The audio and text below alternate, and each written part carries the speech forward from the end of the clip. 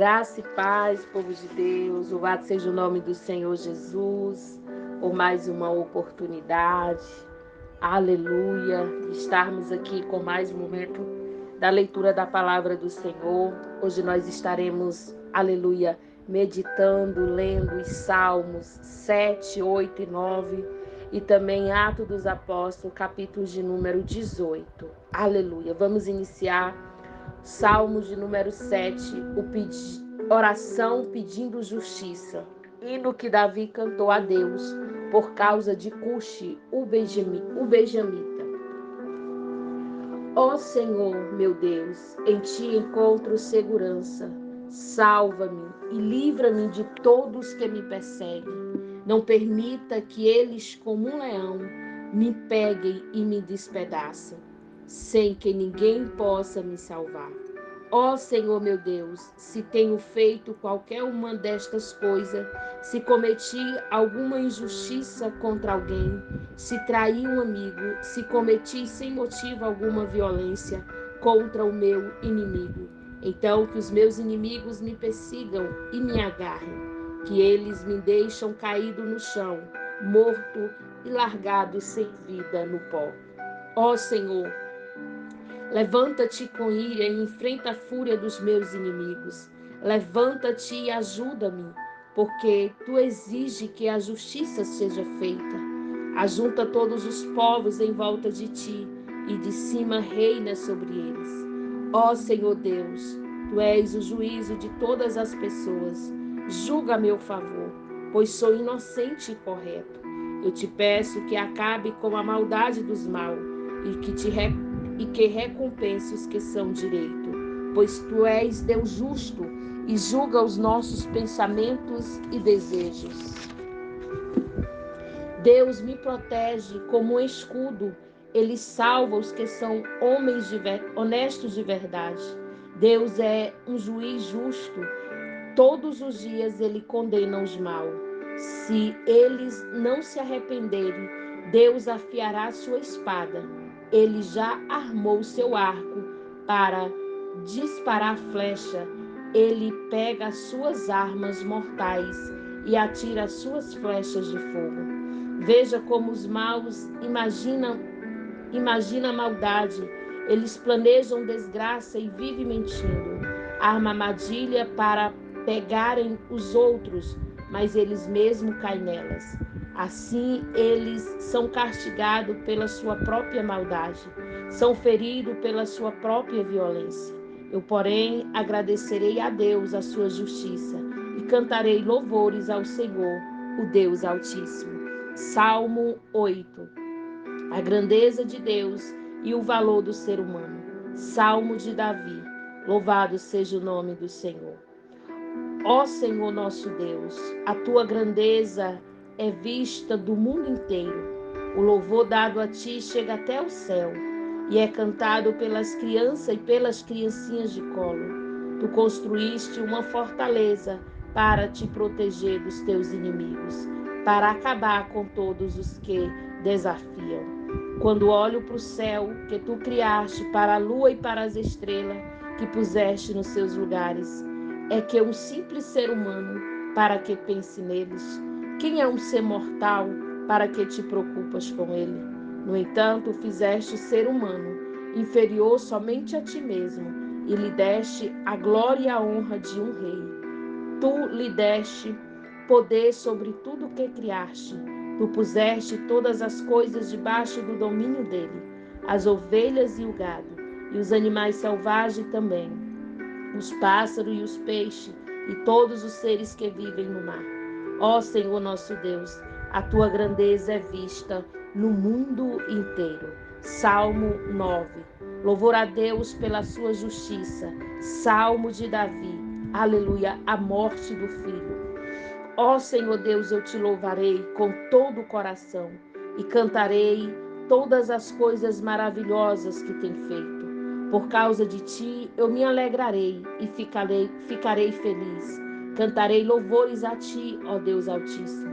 Quando aparecem os meus inimigos, fogem eles e caem e morrem. Tu és um juiz justo e sentado no teu trono fizeste justiça. julgando ao meu favor. Tu condenaste os pagãos e destruíste os maus, eles nunca mais serão lembrados. Arrastaste as cidades dos nossos inimigos, eles foram destruídos para sempre, e eles estão completamente esquecidos. Mas o Senhor é rei para sempre, sentado no seu trono, ele faz o seu julgamento. Deus governa o mundo com justiça e julga os povos de acordo com o que é direito. O Senhor é um abrigo para os que são perseguidos. Ele o protege em tempos de aflição. Ó Senhor, aqueles que te conhecem confiam em ti, pois não abandona o que procura a tua ajuda. Cantem louvores ao Senhor que reina em Jerusalém. Anuncie às nações o que ele tem feito, pois Deus lembra do que são perseguidos e ele não esquece o seu gemido e o castiga aqueles que o trata com violência. Ó Senhor Deus, tem compaixão de mim. Vê como me faz sofrer os que me odeiam. Livra-me da morte, a fim de que eu, na presença do povo de Jerusalém, possa me levantar, para anunciar o motivo por que te louvo e dizer que sou feliz, porque me salvaste da morte. Os pagãos caíram na cova que fizeram, foram apanhados na armadilha que eles mesmos armaram. Ó Senhor, se torna conhecido por causa do seu julgamento justo, e os mal caem nas suas próprias armadilhas. Eles acabarão no mundo dos mortos. Para lá irão todos os que rejeitam a Deus. Os pobres não serão esquecidos para sempre, e os necessitados não perderão para sempre a esperança. Vem, ó Senhor, e não deixe que os seres humanos te desafiem. Põe os povos pagãos diante de ti e julga. Faz, ó Senhor Deus, com que sintam medo e que eles fiquem sabendo que são simples criaturas mortais. Aleluia, glória a Deus. Atos dos Apóstolos, capítulo de número 18. Glória a Jesus.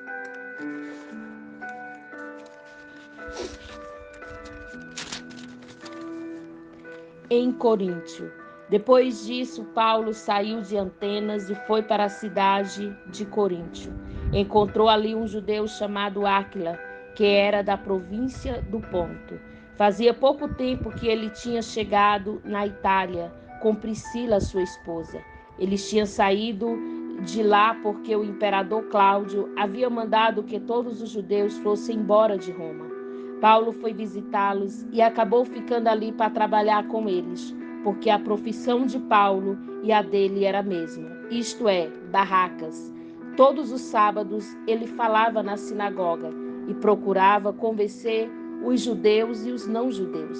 Depois que Silas e Timóteo chegaram na província da Macedônia, Paulo começou a dar todo o seu tempo para anunciar a mensagem. Ele afirmava aos judeus que Jesus é o Messias, mas alguns deles ficaram contra Paulo e o xingaram. Então, em sinal de protesto, ele sacudiu o pó das suas roupas e disse: se vocês se perderem, os culpados serão vocês mesmos. A responsabilidade não será minha. De agora em diante vou anunciar a mensagem aos não-judeus. Então ele saiu de lá e foi morar na casa de um homem chamado Tício Justo, um não-judeu que adorava a Deus. A casa dele ficava ao lado da sinagoga. Crispo, que era o chefe da sinagoga, também creu no Senhor Jesus. E todas as pessoas da sua casa também creram. Muitas pessoas da cidade de Coríntio ouviram a mensagem, creram e foram batizados. Certa noite, Paulo teve uma visão e nela o Senhor disse: não tenha medo, continue falando e não se cale, porque eu estou com você. Ninguém poderá lhe fazer mal, pois muitas pessoas desta cidade são minhas. E Paulo ficou ali 1 ano e meio ensinando a palavra de Deus àquela gente. Quando Gálio se tornou governador da província da Acácia, os judeus se ajuntaram contra Paulo. Eles os agarraram e o levaram ao tribunal. E disseram ao governador: este homem está querendo convencer o povo a adorar a Deus de um modo que é contra a nossa lei. Quando Paulo ia falar, Gálio disse aos judeus: judeus, se isso fosse uma falta grave ou um grande crime, será justo que tivesse paciência para escutá-lo? Mas como é só uma questão de palavra, de nomes e da própria lei de vocês, resolvam vocês mesmos. Eu não vou ser juiz deste assunto. Em seguida, os expulsou do tribunal. Então eles agarraram Sóstenes, o chefe da sinagoga, e sussurraram diante do tribunal. Porém, Galho não se importou com isso. A volta para Antioquia. Paulo ficou muitos dias com os cristãos em Corinto. Depois se despediu deles e embarcou no navio para a província da Síria, junto com Priscila e o seu marido Áquila. Antes de embarcar em Cereia, ele rapou a cabeça como sinal de que havia cumprido uma promessa que tinha feito a Deus. Eles chegaram à cidade de Éfeso e Priscila e Áquila ficaram ali. Paulo entrou na sinagoga e falou com os judeus. Então lhe pediram que ficasse com ele mais tempo, porém ele não quis. Quando foi embora, disse: Eu voltarei se Deus quiser. Então Paulo embarcou e partiu de Éfeso. Quando desembarcou em Cesareia, foi logo para Jerusalém. Ali ele fez uma curta visita à igreja e depois seguiu para Antioquia da Síria. A terceira viagem missionária de Paulo. Paulo em Éfeso e Corinto.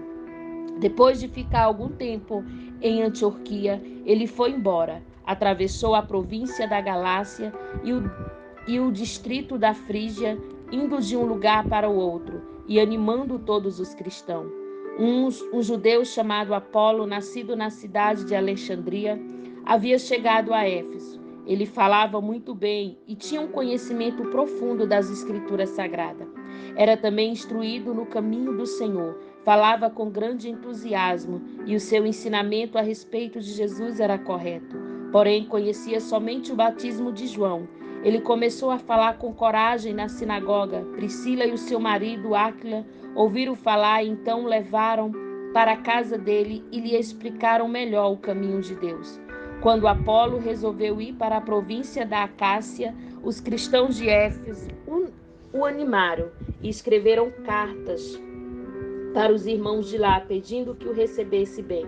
Chegando lá, ele ajudou muito aqueles que pela graça de Deus havia crido, pois Apolo, com argumentos fortes, derrotava os judeus, mas nas discussões públicas, povoado, provando pelas Escrituras Sagradas que Jesus é o Messias. Essa foi a nossa leitura de hoje, que Deus possa vos abençoar em nome de Jesus.